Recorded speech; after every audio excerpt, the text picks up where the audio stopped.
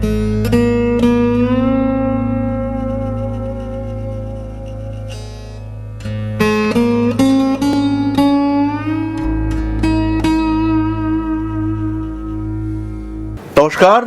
মিথুন রাশি কালপুরুষের তৃতীয় রাশি, ব্যবসা বুদ্ধি প্রখর, একটু ডুয়াল থিঙ্কিং রয়েছে, বিভিন্ন দিকে চিন্তা ভাবনা, এই সমস্ত কিছু নিয়ে মিথুন কিন্তু ভালোই থাকেন। হাসি খুশি, সদা হাস্যময়, সবার সঙ্গে অ্যাটাচমেন্ট, এই সমস্ত নিয়ে মিথুন রাশি বা লগ্নের মানুষ তারা কিন্তু হ্যাপি থেকে যান। কখনো কখনো প্রবল দুশ্চিন্তা মিথুনকে ঘিরে ধরে। তার মধ্যে প্রথম বিষয়টি হলো চাকরি এবং চাকরির নিশ্চয়তা। মিথুন রাশি বা লগ্নের মানুষ তারা একটু ইন্ডিপেন্ডেন্ট হতে চান। তারা নিজেরা নিজেদের উপরেই নির্ভরশীল থাকতে পছন্দ করেন। আমি আমার মতো বাঁচবো, আমার মতো থাকবো, এই মানসিকতা মিথুন রাশি বা লগ্নের মানুষদের ক্ষেত্রে আমরা দেখতে পাই। কিন্তু যখনই মিথুনের কর্মক্ষেত্রে ডিস্টারবেন্স আসে বা পারিপার্শ্বিক কোনো ক্ষেত্রে সমস্যা আসে, সেন্সিটিভ মিথুন রাশি বা লগ্নের মানুষরা বিচলিত হয়ে পড়েন। এই যখন মিথুন বিচলিত হয়ে পড়েন তখন কিন্তু জ্যোতিষ বন্ধুর সাপোর্ট নেওয়া দরকার। সাধারণভাবে ভীষণ ইন্ডিপেন্ডেন্ট সাকসেসফুল মিথুন রাশি বা লগ্নের মানুষরা তারা যে জ্যোতিষের উপর নির্ভরশীল তা কিন্তু নয়, তারা নিজেদের কর্মের উপরেই নির্ভর করতে চান। কিন্তু যদি দেখতে পাওয়া যায় যে মোটামুটি 30 বছরের পরেও আপনার চাকরির জায়গাটা সিকিউরড হয়নি, 25 বছর বয়সের পরেও আপনার এডুকেশন কমপ্লিট হয়নি, তাহলে চিন্তার বিষয় রয়েছে।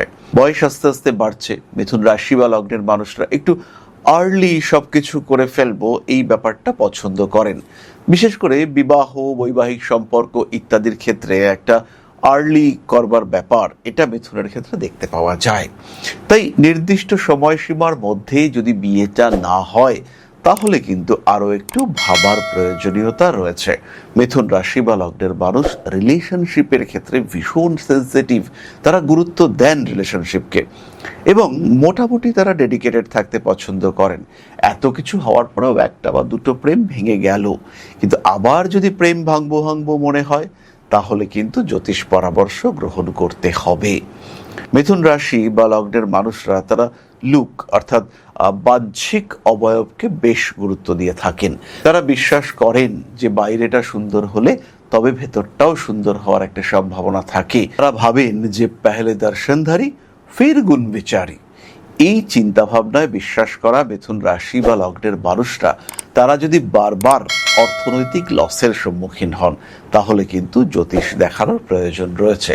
বিভিন্ন বিষয়ে সিদ্ধান্তহীনতার একটা ব্যাপার দেখতে পাওয়া যায়, অর্থাৎ ডিসিশন তারা নিতে পারেন না এবং প্রপার ডিসিশন নিতে না পারার জন্য ক্ষতিও হয়, লস হয়।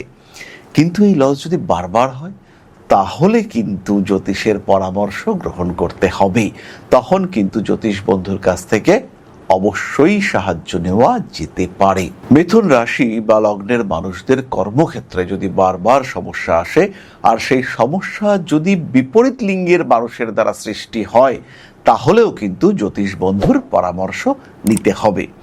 জীবনের প্রত্যেকটি পদক্ষেপে সিদ্ধান্ত আপনি নিচ্ছেন কিন্তু মনে হচ্ছে ডিসিশনটা ভুল হলো।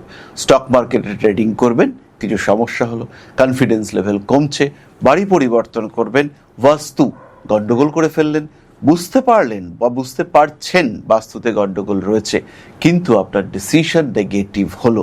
সেই ডিসিশন নিয়ে আপনি কিছু একটা গন্ডগোল এমন করে ফেললেন যেখান থেকে ব্যাক করাটা কঠিন হচ্ছে। এই ধরনের সমস্যা কিন্তু মিথুনকে ফেস করতে হতে পারে। মান সম্মান, যশ, প্রভাব, প্রতিপত্তির জন্য লড়াই করছেন, আপনি অথেন্টিক, আপনি নিশ্চিত যে আপনি ঠিক পথে হাঁটছেন, কিন্তু ক্রমাগত সমস্যা ফেস করতে হচ্ছে। তার মানে কিন্তু একটাই, এই সময় গ্রহরা আপনার বিরুদ্ধে রয়েছে।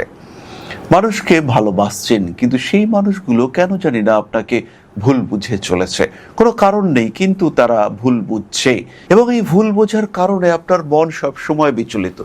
ভালো কথা বললেন একটা ভালো কথা যে তোমার কালকে, স্বামীকে বললেন যে কালকে অফিস রয়েছে, জামা কাপড়গুলো আজকে বার করে রাখো, উনি হঠাৎ রেগে গেলেন।